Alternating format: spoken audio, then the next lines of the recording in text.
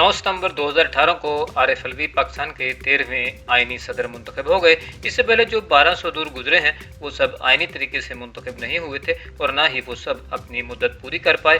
आरिफ अलवी से कबल गुजरने वाले 12 सदूर में से 5 फौजी सदूर थे। इसके अलावा वसीम सज्जाद 2 मरतबा मुल्क के अबूरी सदर मुंतखब हुए। पाकिस्तान के पहले सदर मेजर जनरल इस्कंदर मिर्जा थे जो 23 मार्च 1956 से 27 अक्टूबर 1958 तक इस ओहदे पर फायज रहे। इससे कबल वो पाकिस्तान के आखिरी गवर्नर जनरल भी रह चुके थे। 1956 में जब पाकिस्तान का पहला आइन मंजूर किया गया तो इसमें गवर्नर जनरल का ओहदा ख़त्म करके सदारत का मनसब तख्लीक किया गया, जिसका इंतखाब इलेक्टोरल कॉलेज के जरिए होना था। ताहम सिर्फ 2 साल बाद ही सिकंदर मिर्जा जिस आइन के तहत सदर बने थे उन्होंने इसी आइन को मुअत्तल करके मार्शल नाफिज कर दिया और जनरल अयूब खान को चीफ मार्शल एडमिनिस्ट्रेटर मुकर्रर कर दिया। यह पाकिस्तान की तारीख का पहला मार्शल था, लेकिन इसे हाजिर सर्विस फौजी ने नहीं बल्कि रिटायर्ड फौजी ने नाफिज किया था।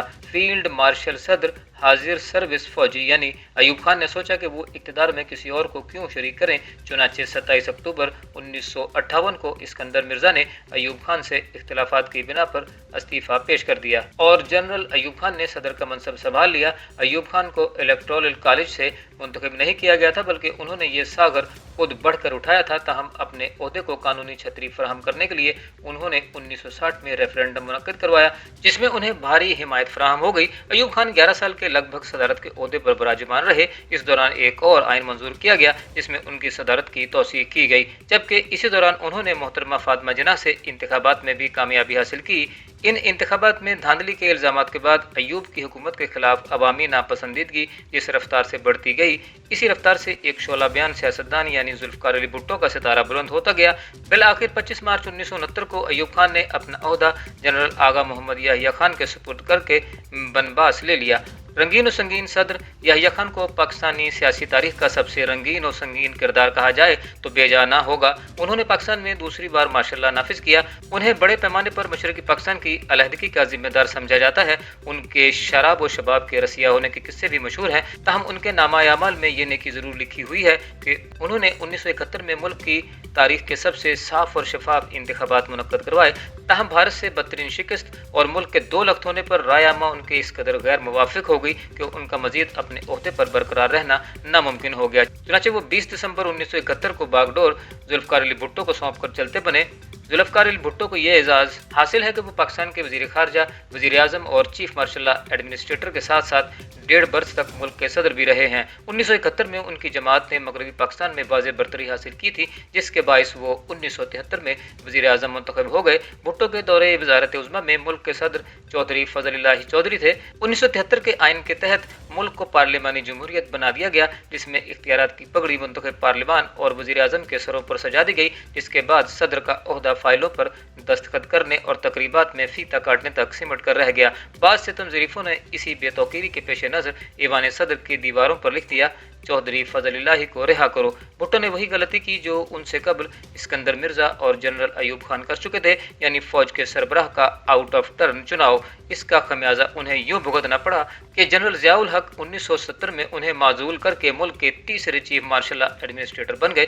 चौधरी फजल इलाही ने कुछ अरसा साथ निभाया, लेकिन आखिर 14 सितंबर 1978 को वो सुबकदोश हो गए, जिसके 2 दिन बाद जनरल ज़ियाउल हक ने सदर पाकिस्तान की हैसियत से हलफ उठा लिया। इस मुद्दत सदारत को तोसी देने के लिए जनरल अयूब के मानद जनरल ज़िया को भी रेफरेंडम की बैसाखियों की जरूरत पड़ी। चुनाचे 1984 में उन्होंने वो बेहद मुतनाज़ रेफरेंडम कराया जिसमें वो 95% वोट लेकर सुरखरू हुए। अगले बरस ज़ियाउल हक ने गैर जमाती इंतखाबात मुनक्किद करवाए।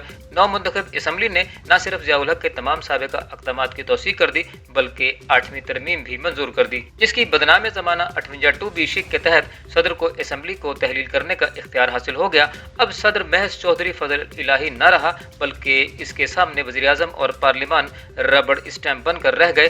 17 अगस्त 1988 को 11 बरस के बाद सदर ज़ियाउल हक के इक़्तिदार का सूरज उस वक्त गुरूब हुआ जब उनका तैयारा बहावलपुर के करीब फ़ज़ा में फटकर तबाह हो गया। 1973 के आइन के तहत सदर की गैर मौजूदगी में सेनेट का चेयरमैन सदर बन जाता है। उस वक्त सेनेट के चेयरमैन गुलाम इसहाक खान थे, चुनाचे वो मुल्क के 5वें सदर बन गए। जब 16 नवंबर को इंतखाबात हुए तो पीपल्स पार्टी एक बार फिर इक़्तिदार में आ गई। ताहम बेनज़ीर भुट्टो की हुकूमत ने मसलहतन जनरल ज़िया के महरम दरूं खाना गुलाम इसहाक खान ही को सदर जारी रखने का फैसला किया।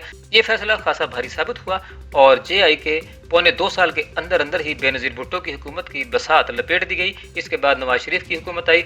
शुरू में तो उनकी हुकूमत की गुलाम इसहाक खान के साथ खूब पींगें बढ़ी, लेकिन रफ्ता रफ्ता हालात ख़राब होते गए और नौबत बाई जा रसीद के नवाज शरीफ ने हम तो डूबे हैं सनम तुमको भी ले डूबेंगे के फार्मूले पर अमल करते हुए जुलाई 1993 में न सिर्फ खुद वजारत उज़्मा से हाथ धो लिए बल्कि गुलाम इसहाक खान को भी साथ ले डूबे।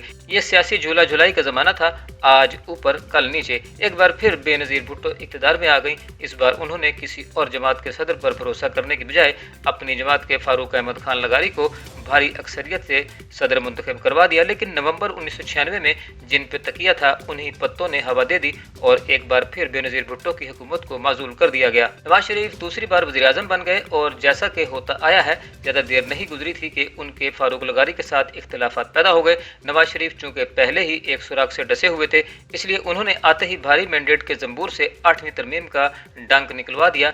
सदर फारूक लगारी को चौधरी फजल इलाही बनना मंजूर नहीं था, इसलिए 2 दिसंबर 1997 को उन्होंने तंग आकर इस्तीफा दे दिया। फारूक लगारी के बाद सुप्रीम कोर्ट के साबिक जज और नवाज शरीफ के मोतमिद मोहम्मद रफीक तारड़ मुल्क के सदर बने। इनके दौर में चूंकि सदर के खुसूसी इख्तियारात खत्म हो चुके थे, इसलिए एक बार फिर लोगों को चौधरी फजल इलाही की याद आ गई। इस वक्त अफवाहें उड़ी थीं। रफीक तारड़ ने सुप्रीम कोर्ट के चीफ जस्टिस सजात अली शाह को हटाने में खुसूसी किरदार अदा किया था, जिसके इव्ज सदर मुकर्रर किया गया है। नवाज शरीफ ने माजी से सबक ना सीखते हुए जनरल परवेज मुशर्रफ को खुसूसी तरक्की देकर आर्मी चीफ बना दिया। जब जनरल मुशर्रफ ने 12 अक्टूबर 1999 को नवाज शरीफ की हुकूमत को बरतरफ किया तो अपने लिए चीफ एग्जीक्यूटिव का ओहदा मुंतखब किया और रफीक तारड़ को सदर रहने दिया। लेकिन उन्हें महसूस हुआ कि ये चीफ एग्जीक्यूटिव क्या होता है। चुनाचे मुल्क के दूसरे फौजी सरबराहान के नक्शे कदम पर चलते हुए उन्होंने फैसला किया कि उनके तन पर सदारत की शेरवानी ज्यादा सजेगी, इसलिए उन्होंने भी एक रेफरेंडम मुनक्किद कराया और रफीक तारड़ को घर भिजवा कर 20 जून 2001 में